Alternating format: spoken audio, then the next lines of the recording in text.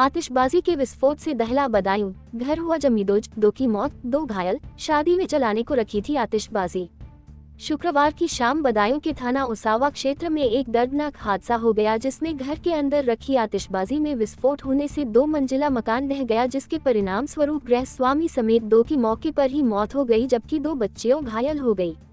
घायल बच्चियों को इलाज के लिए अस्पताल भेज पुलिस ने मलबा हटाने का काम शुरू कर दिया है। इस मलबे में कई लोगों के दबे होने की आशंका बनी हुई है।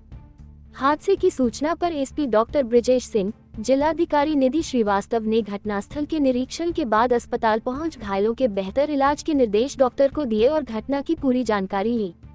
उसावा थाना क्षेत्र के गांव नगरिया चिकन निवासी राहुल उर्फ उमेश पुत्र वीरपाल अपने घर में शादी विवाह में आतिशबाजी छोड़ने का काम करता है, जिसके चलते उसके घर में बड़ी मात्रा में आतिशबाजी रखी रहती है।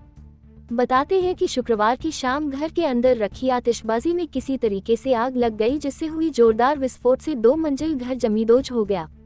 बताते हैं कि हादसे से पूरा गांव दहल गया और बड़ी संख्या में ग्रामीण मौके पर पहुंच गए तथा पुलिस को सूचना देने के बाद घर का मलबा हटाना शुरू किया, जिसमें आतिशबाजी का काम करने वाले राहुल और उसके ही एक परिवार के युवक मनोज पुत्र श्रीपाल की मौके पर ही मौत हो गई। ग्रामीणों ने दोनों के सब मलबे से बाहर निकाले।